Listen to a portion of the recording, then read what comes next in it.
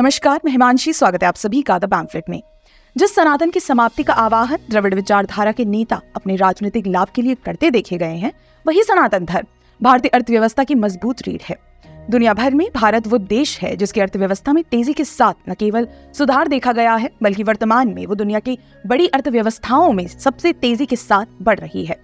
भारतीय अर्थव्यवस्था में सदियों से एक बड़ा योगदान हिंदू त्योहारों का भी रहा है। जी हाँ, अगर हिंदू त्योहारों और अर्थव्यवस्था के बीच के संबंध की बात की जाए तो ये संबंध काफी पुराना और समृद्ध है। देखा जाए तो हिंदू धर्म और सांस्कृतिक त्योहारों की एक भूमिका सांस्कृतिक अर्थव्यवस्था के फलने फूलने और धन संपदा के वितरण में भी रही है। ज्यादा पीछे नहीं जाते हैं, 2 साल पहले की ही बात करें, जब कोरोना महामारी के दौरान पूरी दुनिया खराब अर्थव्यवस्था से जूझ रही थी, तब हिंदू त्योहारों का मौसम भारतीय अर्थव्यवस्था के लिए वरदान साबित हुआ था।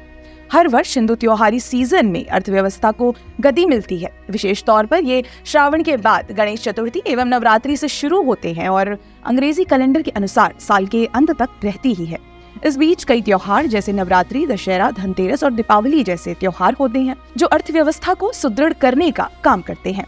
इन त्योहारों के समापन के साथ शादी विवाह का मौसम भी आ जाता है, जहां भारतीय अर्थव्यवस्था को बड़ा बूस्ट मिलता है। वैसे तो ये हर साल दिखाई देता है, पर एक रिपोर्ट के मुताबिक इस साल के त्योहारी सीजन के दौरान भारतीय उपभोक्ता खर्च साल 2022 की तुलना में थोड़ा बेहतर होगा, जो अर्थव्यवस्था की वृद्धि में सहायक होगा। चालू वित्तीय वर्ष में भी भारतीय अर्थव्यवस्था के 6.3% की दर से बढ़ने का अनुमान लगाया गया है। एक और रिपोर्ट ये बताती है कि इस त्योहारी सीजन में ई कॉमर्स 90,000 करोड़ तक पहुंच सकता है, जो त्योहारी सीजन में बढ़ते कपड़े, इलेक्ट्रॉनिक्स, उपहार और ऑटोमोबाइल से लेकर संपत्ति तक की मांग को लेकर है।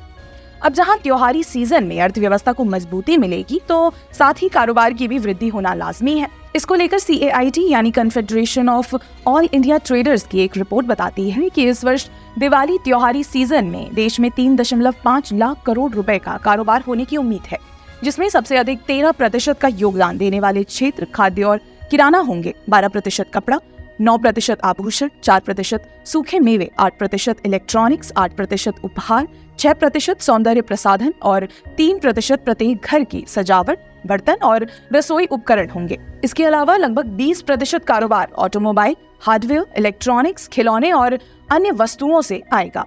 वैसे ये बात तो माननी पड़ेगी ही कि आज भी भारतीय मानते हैं कि सोना निवेश का सबसे सुरक्षित तरीका है। हालांकि ये केवल दिवाली के दौरान निवेश के बारे में नहीं है। 5 दिवसीय त्योहार धनतेरस से शुरू होता है, जहां हिंदू धर्म सनातन धर्म के अनुयायी भगवान धनवंतरी, भगवान कुबेर और देवी लक्ष्मी को प्रसन्न करने के लिए सोना और आभूषण खरीदते हैं। विशेषज्ञों के मुताबिक सिर्फ धनतेरस पर सोने के बाजार में करीब 10,000 से 15,000 करोड़ रुपए की बिक्री होती है। केवल दीपावली या धनतेरस ही नहीं, बल्कि अक्षय तृतीया भी वो हिंदू त्योहार है जिसमें सोना और चांदी के आभूषणों में बड़ी मात्रा में बिक्री देखी जाती है। वैशाख के महीने में मनाई जाने वाली पिछली अक्षय तृतीया पर लगभग 15,000 करोड़ रुपए का आभूषण कारोबार दर्ज किया गया है। तो देखा आपने किस तरह से त्योहारों पर सोना चांदी का निवेश अर्थव्यवस्था को मजबूत बनाए रखता है। यही तो है हिंदू त्योहारों और अर्थव्यवस्था के बीच का खास संबंध। ठीक इसी तरह त्योहारी सीजन में अर्थव्यवस्था में सबसे ज्यादा तेजी ऑटोमोबाइल्स के क्षेत्र में भी देखी जाती है। कई महत्वपूर्ण मंदिर गलियारों का पुनरुद्धार केवल धर्म और अर्थव्यवस्था तक ही सीमित नहीं है। आजादी के बाद से सबसे अधिक अपेक्षित अर्थव्यवस्था मंदिर अर्थव्यवस्था थी। हालांकि केंद्र में मोदी सरकार के सत्ता में आने के बाद से दृश्य बदल गया। रिवाइविंग हिंदू कल्चर 2014 से ही सरकार की टॉप लिस्ट में है। इसमें कोई संदेह नहीं है कि हर साल सितंबर से नवंबर तक आने वाले हिंदू त्योहार भारतीय अर्थव्यवस्था के लिए वरदान साबित होते हैं।